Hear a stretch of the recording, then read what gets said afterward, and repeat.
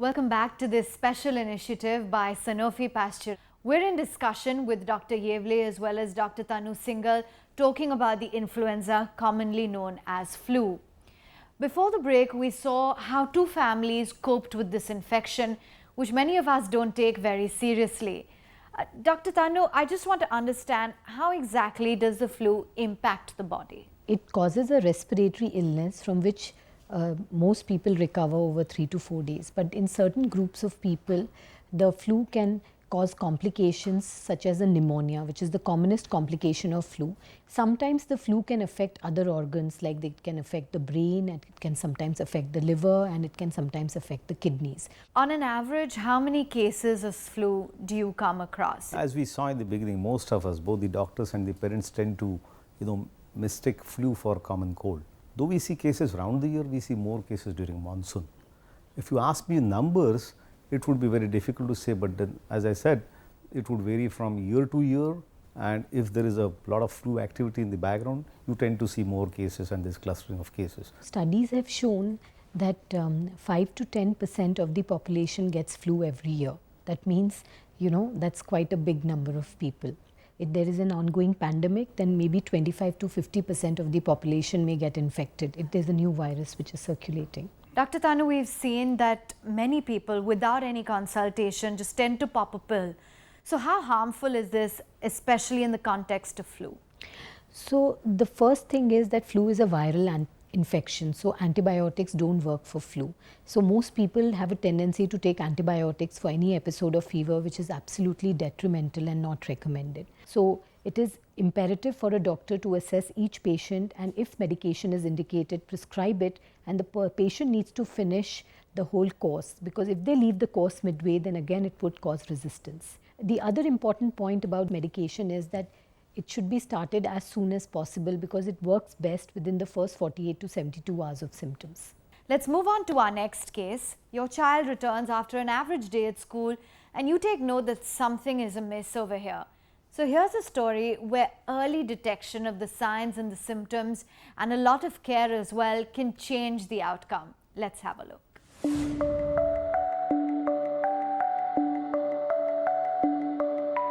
Actually, when she got back home from school, she was very lethargic and she was complaining of her headache and, was falling down, very cranky, and we just thought she was just tired because of the sun. So I just gave her some juice and made her rest a bit. But then we realized that, her body was getting warm, and I checked her temperature, and then we realized I was 99, and I called the doctor and I asked him, what should I do? And he told me to give her a small dose of paracetamol. That's how we realized that she had her temperature going. But then, as we get into the night, like at around 9:30, 10, the temperature again rises up late in the evening. At that time, the temperature really rises. So again, I called my doctor, and he said that, no, don't worry, just increase the dose of the paracetamol. And we gave her a wet wipe from the towel, a wet towel wipe, which also cooled the temperature.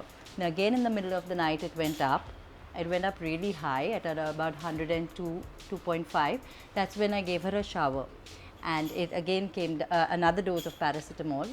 The next day, there were some rashes that came up. So I thought it was something else. And then I called the doctor and he says, there's no worry, there are virals with rashes also. So then we just stuck to the paracetamol, and I think within 5 days it came off. As a parent, I know it's really disheartening to see your child suffer. Just stay calm. You need to stay calm. Do the right thing at the right time. If our doctors have already warned us, we know how to take the right steps, then definitely the right step at the right time will help us fight the battle better, for sure.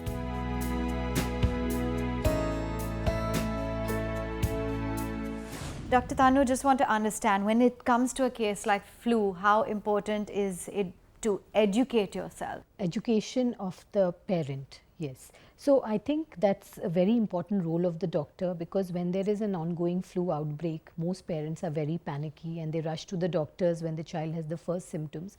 So the doctor needs to allay their anxiety by telling them that yes, this could be flu, but it looks like a mild flu at this time, and just supportive therapy with paracetamol, as the mother mentioned, should be enough. Keeping the child at home is important, and then the doctor should educate the parents about the danger signs, and especially to bring the child to the hospital if any of these danger signs develop. Is there a way to protect children from being infected? Vaccination is a method by which we can protect children from flu.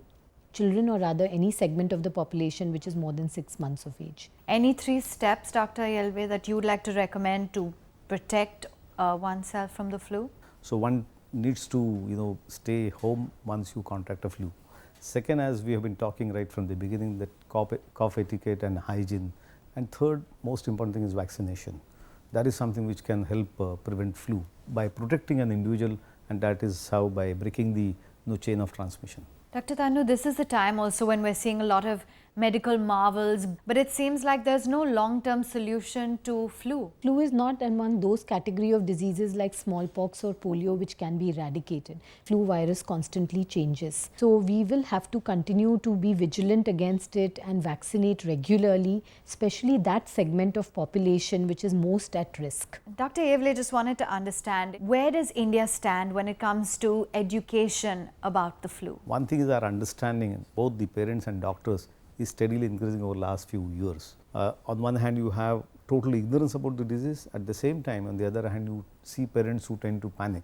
And what is required is basically a good understanding, good nutrition, hygiene, cough etiquettes, and rest, so that the flu doesn't spread to others. Dr. Tanu, where does vaccination stand in the fight against the flu? Vaccination is an important strategy, but one must understand that the vaccination is not 100% protective. So vaccine protection varies between 60 to 80%. So people must understand that they can get flu despite vaccination. Another important peculiarity of this vaccination, it's an annual vaccine. You need to take a dose every year. It's a fresh vaccine which is made available, and that is something which is very peculiar about influenza vaccination. And the usual time recommended for influenza vaccination is in the month of April to May, because the flu activity usually starts with the onset of the monsoon in most parts of the country. Well, on that note, we've completely run out of time. So thank you so much for joining in and giving us your insights on perhaps the most neglected form of viral infections that occurs especially between children below the age of 5. With that, we've come to the end of this discussion. But remember, this is just the start of a new and healthy tomorrow for every mother, every child, and every Indian.